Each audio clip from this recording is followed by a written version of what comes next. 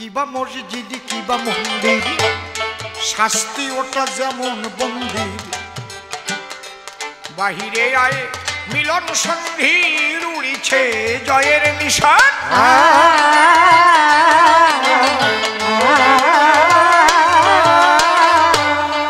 ভাবা পাগলা কইবে কত,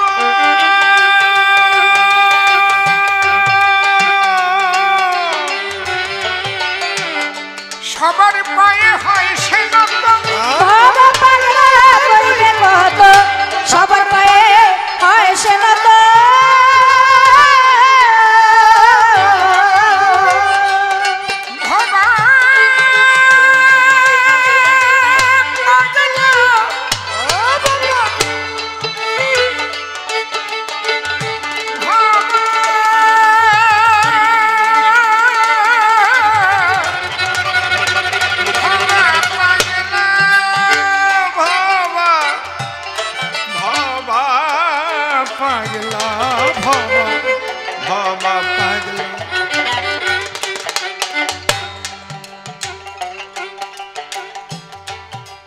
সবচাইতে খারাপ হচ্ছে যারা প্রকৃত ধার্মিক না হয়ে ধর্ম যাজন করে বেড়ায়।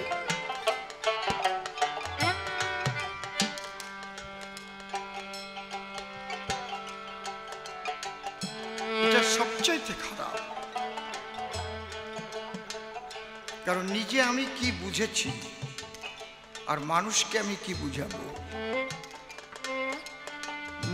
নিজে সঠিক জিনিস বুঝতে গেলে, সঠিক মানুষ জীবনে না পেলে, যাকে সদ্গুরু বলে, তাহলে আমি কি বুঝাবো? আমার বুঝানোর মধ্যেই ভেজাল বাঁধবে। আর ওই ভেজাল নিয়ে তখন দল সৃষ্টি হবে, যেটা হচ্ছে সারা পৃথিবীতে এখন। লালন সাইজি সদ্গুরু ছিলেন, কই তার গানে তো গন্ডগোল নাই। সে তো সবাইকে মহামিলন করে। সে তো লিখেছে মানুষ গুরু নিষ্ঠা যার, সর্ব সাধন সিদ্ধ হয় তার। সে তো লিখেছে জাদ গেল রে ভাই, কি জাদ গেল ভুলে, একই আজ কারখানা। জাদ গেল বলে, একই আজ কারখানা। ওরকম শুন না, জাদ গেল বলে, একই আজ কারখানা। জাদ গেল সত্য পথে কেউ নয় রাজি, সত্য পথে কেউ নয় রাজি। কি আমি সত্যি কথা বলার কথা কইছি? শোনা তো, পৃথিবীতে কেউ নাই এ কথা কাটবে, তার নাম ধর্মকথা। সত্য পথে কেউ নয় রাজি, সত্য পথে কেউ নয় রাজি। সবই দেখি কানা না, জাদ গেল বলে, একই আজ কারখানা। জাদ গেল বলে। আসবার কালে কি জাত ছিলে, এসে তুমি কি জাত নিলে। আসবার কালে কি জাত ছিলে, এসে তুমি কি জাত নিলে। আসবার কালে কি জাত ছিলে, এসে তুমি কি জাত নিলে। আবার কি জাত হবা যাবার কালে, কি জাত হবে যাবার কালে। আহারে উলঙ্গ করে শ্মশানের চুল্লিতে তুলে দেবে, পোড়া ছাই। আর কাউকে কবরে ভরে দেবে। এই তো এত সুন্দর, এত সুন্দরী, এত মুসলমান হিন্দু নিয়ে আমরা মারামারি করি। তাদের জন্য করি, ওই হিংসুকদের জন্য। এইরকম বাধা বেঁধে গেছে পৃথিবীতে, ছাড়া ভালো কাটবে না।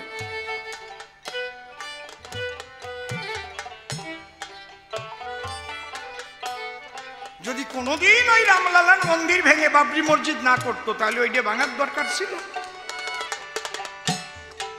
500 বছর পর্যন্ত এর অ্যানালাইসিস হলো, কত পরীক্ষা নিরীক্ষা করে মাটির নিচে খুঁজে দেখা গেল হ্যাঁ এখানে মন্দির ছিল। কেন মন্দির ভাঙা হয়েছিল, কারা ভেঙেছিল? এই যে হিংসুক, এই হিংসা যদি হিন্দুও করে সেও ভালো না, হিংসা যদি মুসলমানও করে সেও ভালো না। কথা বোঝা গেল? এই লালন কি বলছে? ওরে কি জাত হবা যাবার কালে, কি জাত হবা যাবার কালে, সে কথা ভেবে বলো না। জাত গেল গেল বলে কি আজম কারখানা, জাত গেল গেল বলে। ব্রাহ্মণ চণ্ডাল চামার মুচি একজনে সূচি, ব্রাহ্মণ চণ্ডাল চামার মুচি এক জলে সব হয় গো সূচি। কেউ বলে পানি, কেউ বলে ওয়াটার, তাই তো নাকি? কেউ বলে জল, কেউ বলে তোয়াম। এক জল খেয়েই তো মানুষ বাঁচে, নাকি মুসলমানের জন্য আলাদা জল তৈরি হয়েছে, হিন্দুদের জন্য মুসলমানের জন্য আলাদা পানি আর হিন্দুদের জন্য আলাদা জল? কি করেন আপনারা? ব্রাহ্মণ চণ্ডাল চামার মুচি এক জলে হল সূচি, ব্রাহ্মণ চণ্ডাল চামার মুচি এক জলে সব হয় গো সূচি। দেখে শুনে হয় না রুচি, দেখে শুনে হয় না রুচি, সব দেখে শুনে হয় না রুচি, দেখে শুনে হয় না রুচি। জমিতে কাউকে ছাড়বে না, জাত গেল গেল বলে কি আজম কারখানা, জাত গেল গেল বলে। দেখেন কি সুন্দর লাগছে। গোপনে যে বেশ্যার ভাত খায়, তাতে ধর্মের কি আসে যায়? গোপনে যে বেশ্যার ভাই তাতে ধর্মের কি ক্ষতি হয়, গোপনে যে বেশ্যার ভাত খায়, তাতে ধর্মের কি ক্ষতি হয়? গোপনে বেশ্যার ভাত খায় তাতে ধর্মের কি ক্ষতি হয়। লালন বলে যাত্রারে কয়, লালন বলে যাত্রারে কয়, ওরে লালন বলে যাত্রারে কয়, লালন বলে যাত্রারে কয়, এ ভ্রম আমার গেল না, যাত গেল গেল কি আজম কারখানা, জাত গেল গেল বলে। তাহলে কি হলো? আমি যা আলোচনা করলাম লালনের সঙ্গে মিললো না মিললো না? কি কর মিশে গেছে তো? ওই সারে গামা পাদা নিশা বাদ দিয়ে যাতে পারবা না। সদ্গুরু যারা একই কথা বলবে তারা, কিন্তু যারা ধর্মকে না জেনে গুরুগিরি করবে তাদের যে কয়টা ধরবে সে কয়টাও মরবে। ছেড়ে দে তোর হিংসা বৃত্তি, ওই তো বিধি অতি প্রধান। ওরে মানুষ দেখিবি যদি ভগবান ভগবান ওরে মানুষ দেখিবি যদি ভগবান। এত মানবতাবাদী কথা বলছি,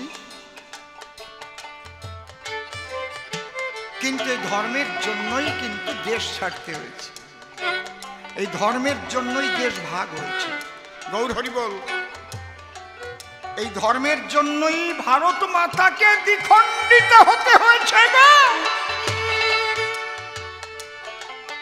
কত মহামানব মহারিষিরা এসে গেল, কে শুনল?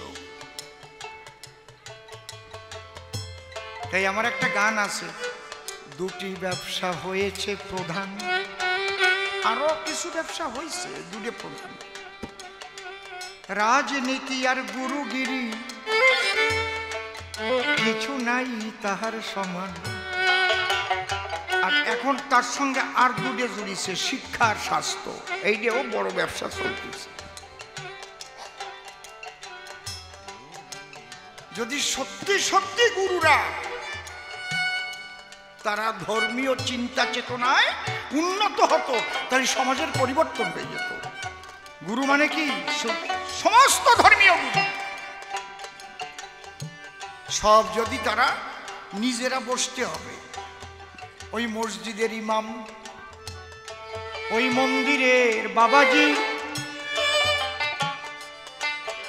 গির্জার পাদ্রী, সবাই এক জায়গায় বসতে হবে। তো এককে জানবার জন্যই তো আমরা সবাই বিভিন্ন সাধনা শিখাচ্ছি, তাহলে মানুষের মধ্যে ভালোবাসাবাসি শিখাতে হবে। তা কি আছে? এই জন্য ভবা বলছে, কিবা মসজিদ কিবা মন্দির, শাস্তি ওটা যেমন বন্দি, বাহিরে আয় মিলন সন্ধি উড়িছে জয়ের নিশান।